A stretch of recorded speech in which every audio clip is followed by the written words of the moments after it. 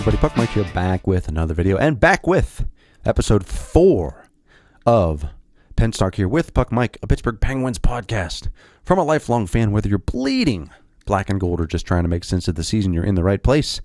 You can read the blog at penstockwithpuckmike.com, and you can check out my other hockey card content on this same channel, including the Puck Mike Show, a hockey card podcast, as well as my other channel at Cards Do Sports Cards, where I share my experience selling mostly low-end sports cards on eBay. Let's talk some Pens. So we are now, 8 days removed from the start of free agency, and I think, about 10 days removed from the NHL draft. And I think a lot of people expected, this is what the media talked about, right? Love a good story. Expected the Penguins to move up and get a higher tier prospect. And Kyle Dubas did play his hand and say that he did attempt to do that. And I was actually, it's very interesting, and I don't know if anybody actually caught this. He, in one of the in the interview that he did after the draft, he said, we wanted to move up, and there was nobody, really willing to do it, and it would have been the 11th, and it would have meant the 11th and 12th pick. And he kind of said it off the cuff, and I don't think anybody caught it. And maybe I'm misunderstanding what he said, but I took it to mean if we wanted to move up, it would have cost us the 11th and 12th pick. And in my mind, I'm kind of like, I think everybody thought that was always the case. You're going to give up 2 firsts to move up to only 1 first, a little bit higher in the draft. So I don't know if that was true or not, or he just didn't have 2 to tango and couldn't move up, or they really didn't want to use both of those picks because they really do believe in Ben Kendall and didn't want to risk losing him as they would have given up their other first-round pick. I don't know. It was interesting. But at any rate, they had a pretty good draft, and we're actually going to look at their draft players here. So we'll start, if we look at Benjamin Kendall, probably goes by Ben, first round, 11th overall. A lot of people kind of said not a pick that would have gone this high. I like it, not because I know anything about him at all, other than what I've heard since development camp has started or now ended, is that he has we think he has a high ceiling, but he's got to work on his strength and his speed. But he has high hockey IQ. And so we'll see where that one goes. He signed an entry-level deal today. He's not going to go straight to the NHL. He's going to, entry-level deals can slide, as you know, and so that'll probably be deferred another year or two. So he'll go back to his junior league, amateur league for next year. Bill Zonin, pick number 22. Will Horkoff, pick number 24. Big guy, 6'5", 203. Peyton Kettles, it kind of just, the theme stays big for a while. Peyton Kettles going into the second round, 6'6", 195, a defenseman. Took a lot of defensemen, 1, 2, 3, 4, 5, 6, 7, 8, a ton of defensemen. Oh, wait, this is last year. I'm going into, so Finn Harding's name there. Another defenseman here at 73. They did pick a goalie. I got to get one goalie in there, right, from the JHL, friends with Marc-Andre Fleury, said he learned a lot from him, so that'll be interesting to watch where that one goes. He is, does it have his age on here? No, it doesn't have the age on here. Brady Peddle, Travis Hayes, Ryan Miller, Quinn Boo, I don't know how you say that. And let's see, Cale Dock was the last one, 5'10", out of the BCHL. I like the picks, I think that they did a really good job. I think that, it's probably not as many picks as Dubas wanted. And what I mean by that is I think he wanted to turn some of that into players that were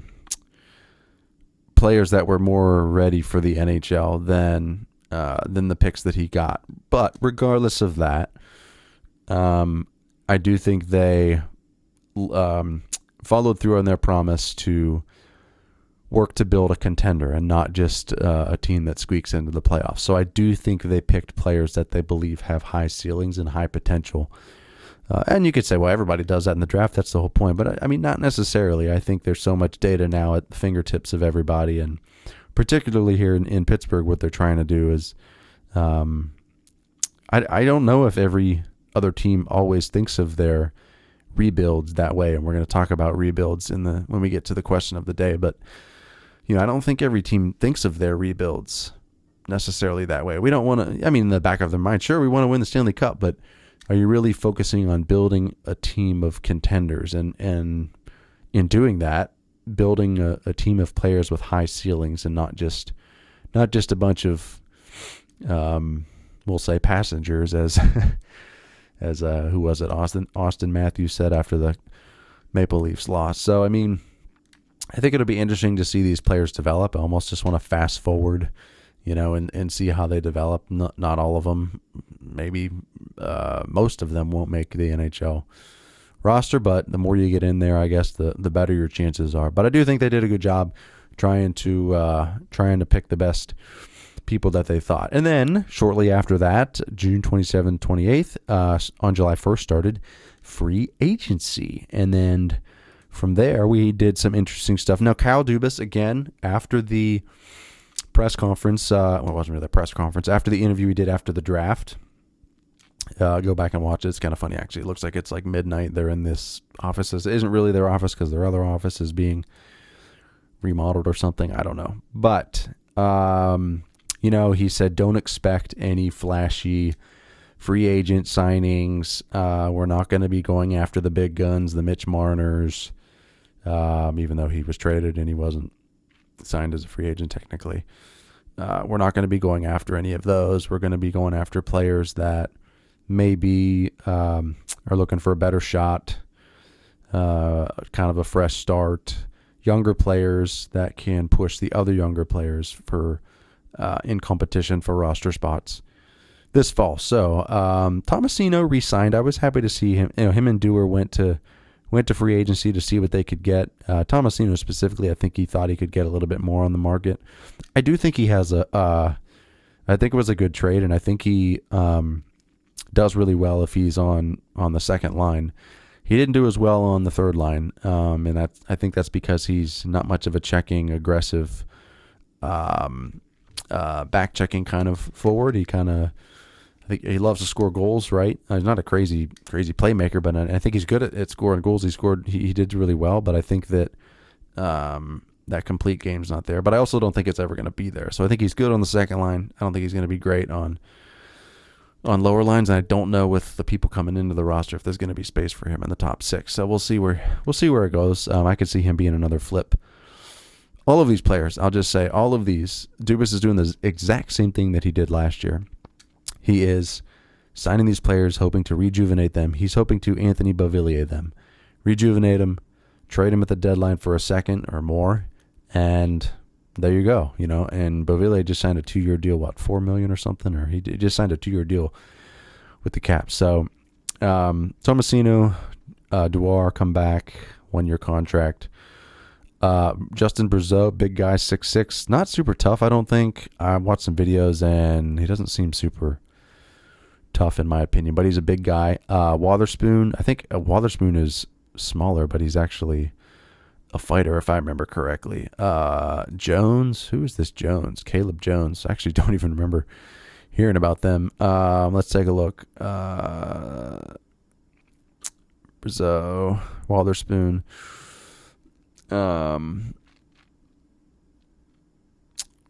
Jones, 24-25, the Los Angeles Kings, Ontario Reign. He's a defenseman. Okay. I totally forgot that he was actually signed, to be honest with you. Okay, so signed those guys as well. We got to go all the way back to the Penguins here. The other thing, I think Dubas also knows, like he did also make a comment, well, we don't want to just hand the young players these spots, and I'm assuming he's talking about McGroarty and Koivunen and even like a Tristan Brose or somebody, which I agree with. You want that competition. But I also think that he wants to really make sure that the AHL affiliate is good enough where they don't lose in the first round every year. Because I do believe it's not the same as a playoff run in the NHL. But if you look at like Harrison Brunick, who's been a lot of topic of conversation throughout development camp, and is he going to make the roster this year or not? He definitely missed out the most. Jason Spezza said this in an interview. He missed out the most on the Penguins, the baby Penguins, not going further into the playoffs because he was really, that was kind of because he's not eligible for the AHL. The only taste of the AHL he can get is when the junior year is over, then he can go. So, I do think part of this too is not just Dubas creating competition there, but also creating competition within the AHL and creating a winning environment in the AHL. Or I'm wrong and I don't know what I'm talking about, and all I really care about is seeing Boko Amama in the lineup and fighting somebody every night. But we'll see how that goes. Who else here? Mantha. I don't know what happened here. They were like, Mantha signed. Just kidding, he didn't. And then they were like, just kidding, he did. I think it's a good signing. I could even see him in the top 6 for sure. He'll probably get some time there, but he'll probably land on the third line, to be honest. I could see him definitely getting. If any of these guys, I would put money on getting flipped at the deadline. Excuse me. It would be Mantha for sure. Especially if he gets rejuvenated after. I think he just had ACL surgery or something like that. So Harvey Pinard and Kemp. These guys, Phil Kemp, okay, and Harvey Pinard. I'm intrigued by Harvey Pinard. Is he? Because he's only 26. He's a small guy. He's 5'9". He's a forward. 19 points in how many games? It doesn't say how many games, but he had 5 goals and 14 assists. I feel like I've heard his name before, so I'm a little bit intrigued by that one. I think he probably starts the year in Wilkes. And then Kemp, 6'3", 212-pound defenseman. Same thing. A lot of these guys are AHL guys. He's not. I don't think that the preference here for Dubas is that Harvey Pinard and Phil Kemp make the NHL roster. I think that he knows that they will want to, and that they'll have the same level of drive and create that environment of competition as like a Koivunen or Owen Pickering, But again, he doesn't, and I get it. He doesn't want to just hand it to those guys and say, okay, it's your time. It's your time, but you got to earn it. And so some cool signings there. And then Alexiev is the other one, who is another defenseman, I believe, came from Washington, 25. Yeah, these are all young guys, 25. Honestly, guys, I'm excited for the season to see how all this plays out. He's 6'4", 229. I don't think any of these guys are super, super tough fighters, but just a big group. He was drafted in the first round, end of the first round in 2018 by the Capitals. So actually, I think I had some of his hockey cards. Group 2 free agents. Ponomarev already signed in Russia. They did extend a qualifying offer in case he ever comes back from Russia. I don't see it happening. He thought he was a good player. I don't think he had a great shot, but he also he was too slow in my opinion. He didn't really do much. I don't think we signed any of these. Casper, Bjorkquist, Klerman signed somewhere else. Grzelcyk still out there. Johnstone signed elsewhere. I wasn't impressed with him. Nieto, please no. Colton Pullman, don't really know who you are. Hollowell I saw signed elsewhere. Huntington signed. Philip Kral. I thought they'd try to bring back Kral. I guess he's still out there. Matthias Leffrey, he was brought over in a trade, I think. I don't think they were too excited about him. Ravis Anson's coming back. Emil Benstrom still out there. Great in the AHL, does not translate to the NHL. But I will say, for his sake, he's always brought up to the NHL and put on like the third or fourth line. Of course, he's not going to generate the same. I feel bad for him a little bit because he's not someone that you're like, he's not a Koivunen or a Rutgers or Gordy where it's like, bring him up and put him on the first line with Sid. But I do think you'd see a little bit more there if you did. Not saying he's as good as there's going to be or could be as good as those guys, but you put somebody on the first line in the AHL and they figured it out, and you put them in the fourth line in the NHL. It's a different role. You're not going to get the same level of production. But also, Connor Dewar re-signed, like I said. So this one actually really intrigues me. So, well, first of all, P.O. Joseph re-signed elsewhere, which I do not care. He's fool me once, fool me twice. That was the second time. And he is so much potential. But, yeah, I don't see. So he'll go on to the ex-Penguins team, Vancouver, with all the other ex-Penguins. Taylor Gauthier is a goaltender. And our goaltending depth chart is insane right now. We have Tristan Jarry, unfortunately. We have Philip Larson, I believe.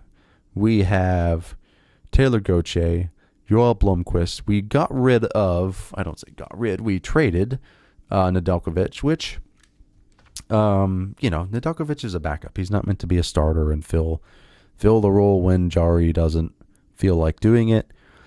So I like the move because it creates space. There's also another guy we signed from like the KHL. I feel like we recently just signed a goaltender. And so, and then there's also, I think, another, don't we still have some guy in the AHL or ECHL, Tommy Napier or something like that? He's never going to make the NHL, I don't think, on our team. But, I mean, we're loaded. We are stacked in the goalie department. And I think it's smart. You can never have too many goalies. But I was intrigued just by this one because I think that he, if anyone's truly blocked him, would want an opportunity elsewhere out of the prospects, it would be this guy. So I'm kind of surprised nobody else signed him in the market because he's not gonna really get starting time in the AHL. That's gonna go to Murashov unless and look, this is what I'll say, and we can talk about this unless Murashov makes the team. I don't know. Unless Jarry gets traded, Murashov makes the team, and it's Murashov and Larson, or Blomqvist and Murashov, or Larson and Blomqvist, and then it's Murashov and then Gauthier in Wilkes. I mean, I don't. The interesting thing is that I think we're all, and I was listening to another hockey podcast today on the Penguins. I think we're all still stuck in this realm of the Pittsburgh Penguins roster and team in the shadow of Mike Sullivan. And I tell you, that makes sense. He was here for, 10 years? And until we really see how the roster is going to be shaped without Mike Sullivan, with Dan Muse's coaching staff, I don't think that we are going to really... I don't think we're going to believe that young players truly have a shot, to be honest, because it's always been, here comes the young player. He's going to be on the third or fourth line. He's going to play 8 minutes. He's going to make one mistake, and he'll be back in Wilkes-Barre the next day because Mike Sullivan doesn't trust young players. And everybody says that's not true. He hasn't had any young players to trust. BS, it's true. He doesn't trust the young players, whether they're good or bad, because he favors veterans because that's who he is, and that's how he won before, but it's how he hasn't won since 2018. So we'll see how he does in New York with the roster there. But I'm just curious to see how, if the young guys actually get a chance, and because they haven't before. And that means, and not just getting a chance as in you called up for one game. It means playing through mistakes, playing with some of the stars, first line, second line, sitting out a game. That's fine. Going back down, coming back up, just getting them in the mix, not just this isolated, not like the Rangers where you get this kid line. In the mix, integrate them like the Capitals have done onto the lines with Sidney Crosby, with Evgeny Malkin while they're still here, with some of the other veterans, Hayes, integrate them into the lineup and make them part of it. That's how you retool and not full down rebuild. So it'll be interesting to see how that goes, who gets put where, who gets into the lineup, particularly with goaltending. I'm interested because I don't know. And this came up with Harrison Brunick too. First of all, this stupid agreement that we have with the with these junior leagues where the person can't go to the AHL because they don't want the junior leagues to have nobodies in there. Okay, so now, Harrison Brunick, what's best for his development is a full year, or at least probably starting the year in the AHL. He's not going to be able to do that because of the rules they have. He has to go back to junior, or he has to make the NHL. So going back to junior would probably hurt him. He can probably make the NHL. I think he could. But this whole thing about it hurts their development. I don't know. Part of me is just kind of like, are we just masking this as we don't want to give rookies a shot because this is just kind of this good old boys club where you got to earn your way up and do your time. And we're not just going to give, and the whole league is like that, but particularly with the Penguins who have these veterans that they've always favored, and Mike Sullivan enforced that mindset. You're not just going to come in here and take a spot. It's not great for your development. Like, what does that even mean? Like, yes, I know the NHL is tough. You're going to have some stuff you didn't expect. Okay. But so what, you send them back to a junior team and play a year that's literally going to be a waste. Oh, well, he could grow and take a bigger role. No, he can't. The team sucks. So, I mean, same with the goalies, it's different because Murashov can play in the AHL, which is great. He's still one step away from the NHL there, so you're not hurting anything there. But like, the only thing I could see with goalies particularly is a little bit more of a mind game when it comes to losing. You're going to have that though. You can't just win all the time, but like, having, Murashov's great out of camp. He makes the team. Okay, but what if the team sucks all year and they're like next to last? I do think you have to ask the question, is this good for him at this stage? You want him to be part of a winning environment. And then at the flip side, the Wilkes, the Baby Pens are rocking it. They're making the playoffs. They're into the second round. It's like, is that a better environment for him while the Penguins sucked for another year, and hopefully the year after they're better. So I do think you have to weigh that as well. But I just think I'm excited to see how Dan Muse's coaching staff handles those situations, taking everything into account, taking their development into account, taking winning into account, taking giving people a fair shot into account, whether it's veterans or rookies and whatnot, taking, Sidney Crosby and Malkin into account. So excited to see where that goes. All right, let's get to now our question of the day. By the way, you can ask a question of the day by commenting on any of the videos here, and I will feature your question on one of the podcast. Today's question of the day: what is the correct way to rebuild in the NHL? The correct way to rebuild in the NHL is to not do it at all. No, I'm kidding. Excuse me. I did 60 minutes on the treadmill today. 5 of those 60 minutes were jogging. The rest were walking briskly. The correct way to rebuild, I do not understand why people, hockey fans, and Penguins fans, as we're going through this, the Penguins are rebuilding. Like, I do not understand how fans still do not get it. Especially going through free agency, you see people going, oh, why didn't we go after this player? Or, oh, great, Parker Wotherspoon, great, we're going to be, hashtag tank for McKenna. And it's like, Dubas literally told you, this is what he was going to do. And the Penguins are rebuilding. Like, that's what we're doing. They're not going to come out and say we're rebuilding. You could say it, retooling, whatever. The new rebuild in the NHL is that you do not have to sell off every single asset that you have, acquire as many new younger assets that you have, let those mature in a period of whatever, 5-10 years, and then once they do, you go for it again, and it goes through another cycle. You don't have to do that. I don't know why some teams do that, and what people miss out on is the danger of losing and building a losing environment. Enter the Buffalo Sabres. I apologize to the fans. Buffalo Sabres have had how many, top draft picks? Owen Power, Rasmus Dahlin, Zach Benson. I think they got in the first round last year, the year before he went straight to the NHL. I mean, and they keep losing. They haven't made the playoffs in how many years? And then the whole Jack Eichel situation.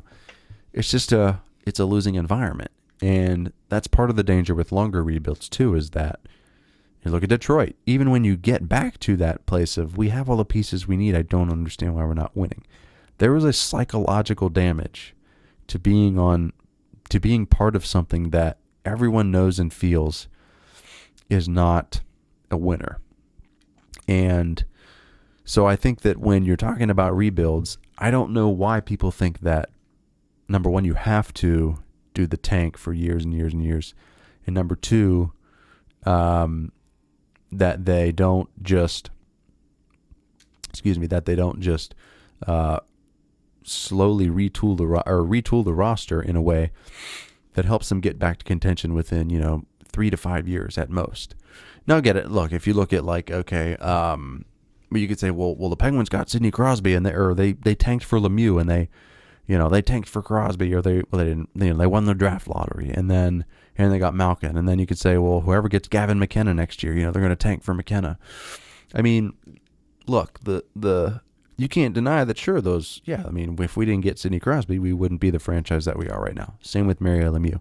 But it's also a different league then. And yeah, sure, if we got Gavin McKenna, great. But like, what is the cost of that? Okay, so if we said right now, and that's such a gamble. Like if we said right now we're gonna tank this year, okay, and next year we're gonna go all in for McKenna. Look what happened last year. I mean, the Islanders finished better in the standings than the Penguins did, and they got the first overall pick.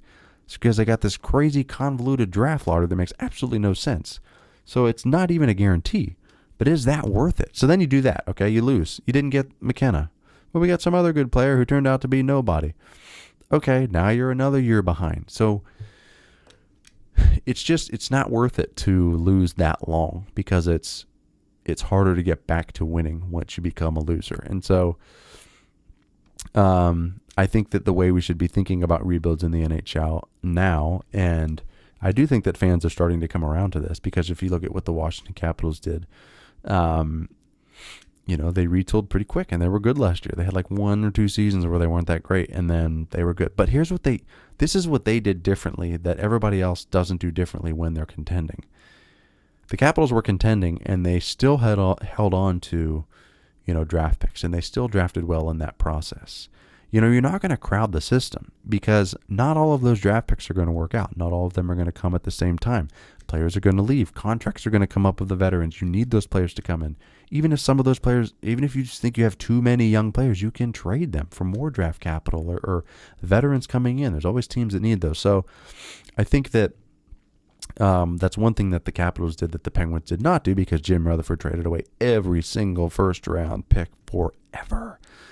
For what? Derek Brassard, Ryan Reeves? I mean, so I think when you're talking about rebuilding, you don't have to tear it all down. I think you have to sell some assets. You do. You have to. And you have to do that because you have players in situations where their contracts are up and they're getting older in age and they're up for a big signing, see Jake Gensel, and it's just not worth it to sign them, and you don't want to let them walk for free. So you do have to sell some assets. That's just smart asset management, and get some things in return. And what you usually get in return when you're rebuilding is prospects, because you want to get younger. You got to get younger. You can't have a team of 45-year-olds and expect to win. So, but you don't have to do that for every single person. The big talk right now with Raquel and Rust, who's going to go? I think Raquel goes eventually if the price gets high enough. I think he goes at the deadline. I don't think Rust will go. I really don't. I don't think anyone will pay. If Dubas is smart, he puts that price at like 2 first-round picks, like 3 prospects, an NHL-ready player. I mean, he puts that insanely high. Raquel doesn't really bring much leadership in my mind to the room. He brings skill to the lineup so they don't completely tank. Rust brings the leadership and the skill. So I think you hold on to Rust and Sid. Of course you're going to hold on to Sid. You hold on to Rust to play with Sid or Gino. He can play with Gino. But I could see Raquel going. But again, you don't have to sell. San Jose, like selling every possible thing you can off, and it's just it just takes it away. Chicago, like you watch these teams, they're not going to be these teams that have opted for these slow rebuilds. San Jose, they're not going to be fat. They're not going to be good right away. They're already not fast, and they're not going to be. I guarantee it. You already look at Buffalo. They're like, this is ridiculous. I'm about to be out of here. Like, so. Yes, to answer the question, I think that rebuilds don't need to take long. I think they can be 5 years max, but it requires smart asset management as time goes on, and not completely selling off future assets for the present and now. You can sell some, but not all.